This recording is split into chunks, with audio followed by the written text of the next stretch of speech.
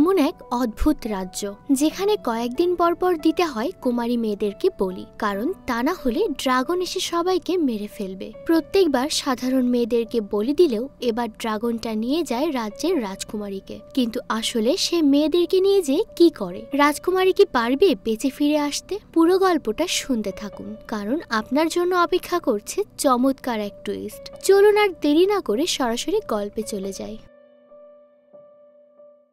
গল্পের শুরুতেই আমরা দেখি ছোট্ট একটা রাজ্য যেখানে কালো জাদু করে স্যাক্রিফাইস করা হচ্ছে। আসলে এই কালো জাদু করে স্যাক্রিফাইস করা হচ্ছিল ড্রাগনদের থেকে রাজ্যের মানুষদেরকে বাঁচাতে, কারণ এটা এমন একটা সময় ছিল যখন প্রায়ই ড্রাগনরা বিভিন্ন রাজ্যে আক্রমণ করত। আর এই আক্রমণের হাত থেকে বাঁচতে রাজ্যের লোকেরা কুমারী মেয়েদেরকে ড্রাগনের কাছে স্যাক্রিফাইস করত, আর তারা ড্রাগনকে ডাকার জন্য একটা বিশেষ গান গাইত। তখন ড্রাগন এসে সেসব মেয়েদেরকে নিয়ে যেত, আর এই জন্য ড্রাগনরা তাদের উপর আক্রমণ করত না। কিন্তু ড্রাগনরা এত বেশি শক্তিশালী ছিল যে তাদের সাথে থাকা মানুষের পক্ষে কোনোভাবেই সম্ভব না। এজন্য ইচ্ছার বিরুদ্ধেও তাদেরকে সেটা করতে হতো। কিন্তু ড্রাগনরা কোথায় থাকে এটা সবাই জানতে পারতো না, কারণ তারা একটা জাদু দ্বীপে থাকতো, আর এই দ্বীপটা সাধারণ মানুষেরা দেখতে পেত না। তবে একটা প্রচলন ছিল যে মেয়েদেরকে স্যাক্রিফাইস করা হচ্ছে তাদের মধ্যে যদি কোনো মেয়েকে কেউ সত্যি সত্যি ভালোবাসতো তাহলে একমাত্র সেই ওই দ্বীপটাকে দেখতে পারবে। আর আমরা এমন একটা গল্প শুনতে পাই যেখানে একবার একটা মেয়েকে তার প্রেমিকের সামনে থেকে ড্রাগন উঠিয়ে নিয়ে যায়, আর এটা দেখে সে কিছুতেই সহ্য করতে পারে না। তাই সে ড্রাগনদেরকে খুঁজতে খুঁজতে সেই দ্বীপে এসে পৌঁছায়। কিন্তু সেখানে আসার পর সে জানতে পারে ড্রাগনরা আগেই তার প্রেমিককে মেরে ফেলেছে। এটা দেখে ছেলেটা অনেক রেগে যায়, আর সে ওই ড্রাগনটাকে মেরে ফেলে। আর এর ফলে এই রাজ্যের লোকেরা ড্রাগনের হাত থেকে মুক্তি পেয়ে যায়। তার মানে তাদের এখন আর কাউকে স্যাক্রিফাইস করতে হবে না। এরপর অনেক বছর কেটে যায়, আর এখন ওই লোকটার অনেক বয়স হয়ে গেছে যে ড্রাগনটাকে মেরেছিল। লোকটার একটা নাতি আছে যার নাম ইগোর। ওই রাজ্যের রাজা তার নাতনিকে বলে, আমি তোমার জন্য একটা ছেলে দেখেছি যার সাথে তোমার বিয়ে দেব। আর এই ছেলেটা আর কেউ না, ইগোরই ছিল। আর এটা শুনে রাজ্যের সবাই অনেক খুশি হয়, কারণ সবাই ভাবছিল হয়তো ইগোরও তার দাদার মতো অনেক সাহসী হবে। এরপর দেখতে দেখতে সেই দিন চলে আসে যেদিন তাদের বিয়ে হওয়ার কথা ছিল। আসলে এখানকার বিয়ের একটা অদ্ভুত প্রথা ছিল।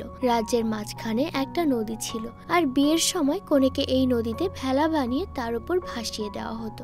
আর এরপর বড় একটা রশি দিয়ে কনেকে টেনে এপার থেকে অন্য পারে নিয়ে আসে। কিন্তু এই বিয়ের সময় হঠাৎ করে এই গ্রামের সবাই তাদের সেই ঐতিহ্যবাহী গানটা গাইতে শুরু করে, যেটা তারা ড্রাগনকে ডাকার জন্য গাইতো। কিন্তু বহু বছর ধরে ড্রাগনের কোনো আনাগোনা নেই, তাই সবাই ভেবেছিল হয়তো এখন আর কোনো ড্রাগন বেঁচে নেই। কিছুক্ষণ যেতে না যেতেই হঠাৎ করে চারপাশের আবহাওয়া পাল্টাতে শুরু করে, আর দেখতে দেখতে সেখানে থাকা সবাই আকাশে এক বিশাল ড্রাগন দেখতে পায়। ড্রাগনটা মুহূর্তের মধ্যে এসেই রাজকুমারীকে তার সাথে তুলে নিয়ে যায়।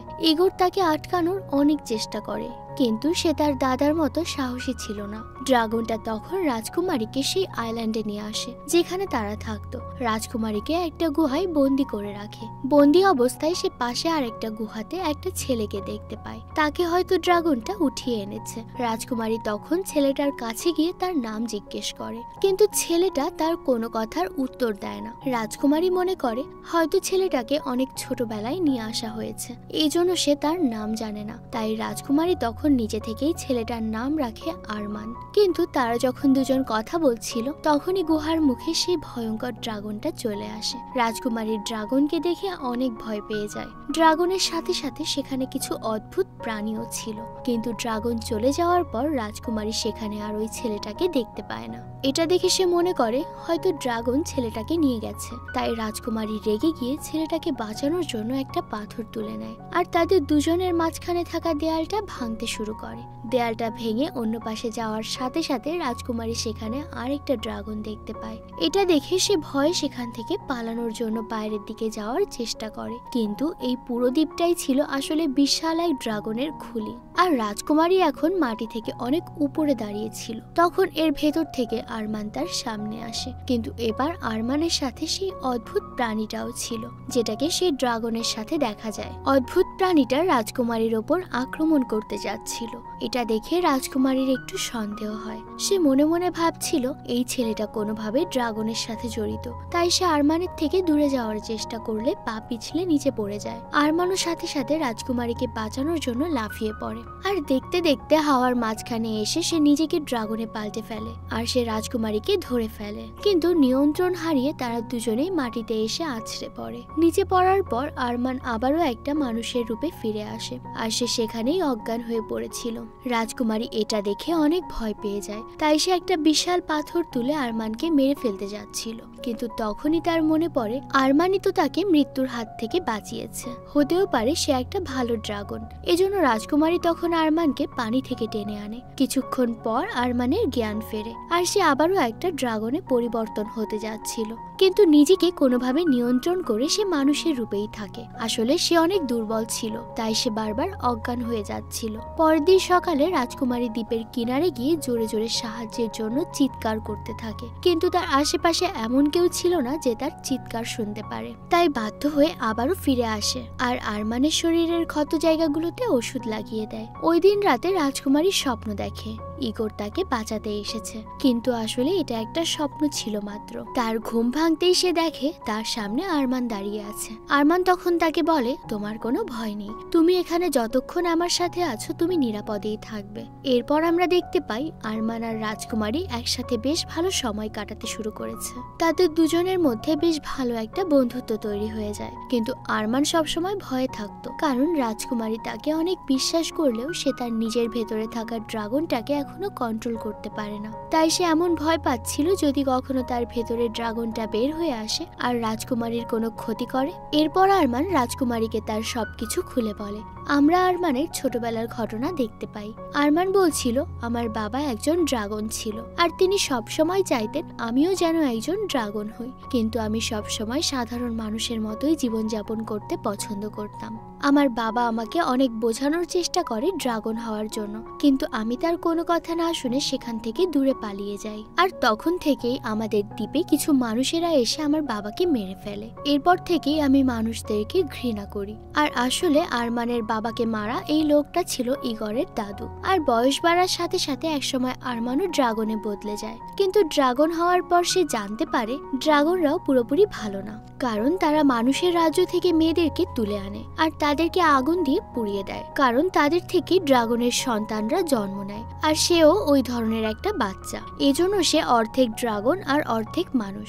আরমান তখন রাজকুমারীকে বলে, আমি বাকি ড্রাগনদের মতো স্বার্থপর না, আমি নিজেকে নিয়ন্ত্রণ করার চেষ্টা করি। কিন্তু তোমার বিয়ের দিন গ্রামের সব মানুষ যখন ওই গানটা গাচ্ছিল, তখন আমি আর কিছুতেই নিজেকে ধরে রাখতে পারিনি, আর আমি তোমাকে তুলে নিয়ে এখানে চলে এসেছি। কিন্তু আমি তোমার কোনো ক্ষতি করতে চাই না। এরপর আরমান রাজকুমারীকে জিজ্ঞেস করে, তোমার কি মনে হয় তোমাকে এখানে কেউ বাঁচাতে আসবে? রাজকুমারী তখন বলে, হ্যাঁ, আমার স্বামী অবশ্যই আমাকে নিতে আসবে, কারণ সে অনেক সাহসী। আর একথা শুনে আরমানের মুখটা একটু কালো হয়ে যায়, কারণ সে মনে মনে রাজকুমারীকে পছন্দ করতে শুরু করেছিল।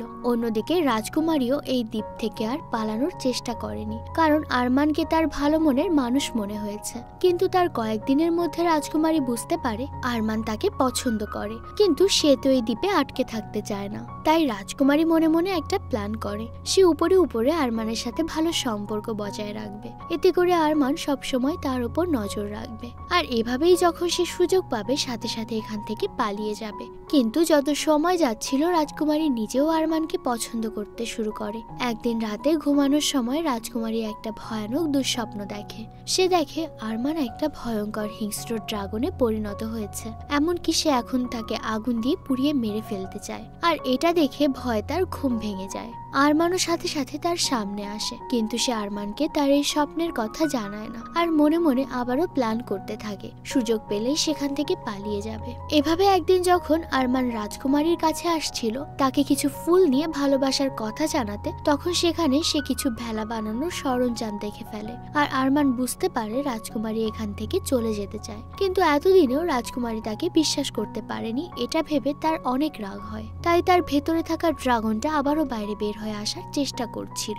আরমান তখন রাজকুমারীর কাছে গিয়ে বলে, তুমি এখান থেকে চলে যেতে চাইলে চলে যাও। আমি শুধুমাত্র তোমার জন্য নিজের ভেতরে থাকা ড্রাগনটাকে নিয়ন্ত্রণ করে রেখেছিলাম, কিন্তু আমার মনে হয় না তার আর কোনো প্রয়োজন আছে। তাই তুমি এখনই এই দ্বীপ থেকে চলে যাও। আরমানের কথা শুনে রাজকুমারীও বুঝতে পারে সে কত বড় ভুল করে ফেলেছে। তাই সে আরমানের কাছে বারবার ক্ষমা চাইতে থাকে, কিন্তু আরমান তাকে বারবারই বলে, এখন অনেক দেরি হয়ে গেছে, তাই তোমার জন্য এটাই ভালো হবে যদি তুমি এখান থেকে চলে যাও। আমি হয়তো নিজের ভেতরে থাকা ড্রাগনটাকে আর নিয়ন্ত্রণ করতে পারবো না। রাজকুমারীর কাছে আর কোনো উপায় ছিল না, তাই সে তখন দ্রুত সেখান থেকে বের হয়ে যায়। অন্যদিকে দেখা যায় ইগোর আর তার ভাই ওই দ্বীপটাকে অনেকদিন ধরে খুঁজছে, কিন্তু সমুদ্রের মাঝখানে তারা কিছুতেই সেটা খুঁজে পাচ্ছিল না। কারণ আগেই বলেছিলাম, এটা শুধুমাত্র তারাই খুঁজে পায় যাদের মনের মধ্যে সত্যিকারের ভালোবাসা থাকে। কিন্তু আসলে ইগোর রাজকুমারীকে মন থেকে ভালোবাসতো না, সে শুধুমাত্র রাজকুমারীর সম্পদের জন্যই তাকে বিয়ে করেছিল।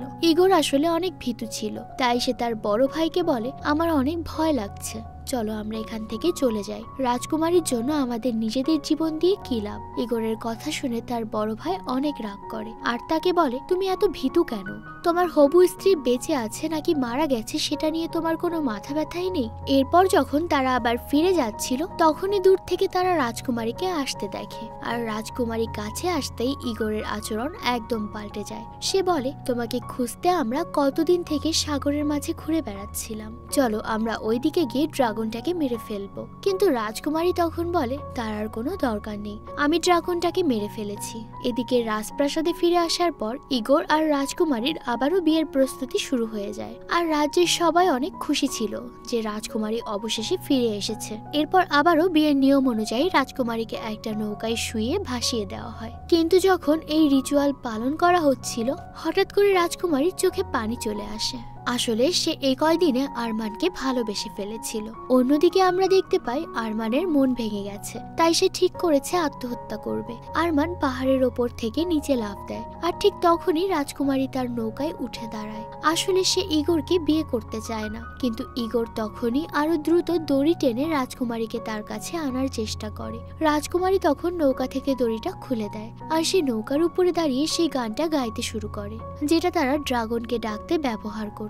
বেশ কিছুক্ষণ কিছুই ঘটে না, কিন্তু তারপরে হঠাৎ করে আবারও চারপাশে পরিবেশ বদলাতে শুরু করে। বিশাল ডানা মেলে আরমান সেখানে চলে আসে আর রাজকুমারীকে উঠিয়ে তার সাথে নিয়ে যায়। ড্রাগন যখন রাজকুমারীকে নিয়ে যাচ্ছিল, তখনই ইগোর পাশে থাকা একটা বর্শা নিয়ে তাদের দিকে ছুটতে যাচ্ছিল, কিন্তু ইগোরের ভাই তখন তাকে থামিয়ে দেয় আর বলে যে, তোমার তো যোগ্যতা নেই রাজকুমারীকে পাওয়ার, তাই যার যোগ্যতা আছে তাকেই নিয়ে যেতে দাও। কিছুক্ষণের মধ্যে ড্রাগন রাজকুমারীকে নিয়ে সেই দ্বীপে চলে আসে, আর ড্রাগনটা এবার সব মানুষের মতো রাজকুমারীকে আগুনে পুড়িয়ে মেরে ফেলতে যাচ্ছিল, কারণ এভাবেই তারা বংশ বিস্তার করে। কিন্তু যখনই সে মুখ থেকে আগুন বের করতে যাবে, রাজকুমারী তাকে কিস করে বসে আর বলে, আমি তোমাকে অনেক ভালোবাসি, তাই তুমি আমাকে আগুনে পুড়িয়ে মেরে ফেললেও আমার কোনো আফসোস নেই। এতদিন ধরে আরমানের ভেতরে থাকা ড্রাগন কখনো কারো ভালোবাসা পায়নি, তাই হঠাৎ করেই রাজকুমারীর এমন ভালোবাসা পেয়ে তার মন পাল্টে যায়। সে রাজকুমারীর কোলে মাথা রাখে, আর কয়েক বছর পর আমরা দেখি রাজকুমারী আর আরমানের একটা ফুটফুটে সুন্দর বাচ্চা হয়েছে। আর এখন রাজকুমারী আরমান আর তার ড্রাগন দুই রূপের সাথে স্বাচ্ছন্দ্যে থাকতে পছন্দ করছে, আর এভাবে তারা হাসি খুশি ভাবে এই দ্বীপে থাকতে শুরু করে। এই সুন্দর এন্ডিং দেখিয়ে গল্পটা এখানেই শেষ হয়ে যায়। গল্পটা আপনাদের কাছে কেমন লেগেছে কমেন্ট করে আমাকে অবশ্যই জানাবেন।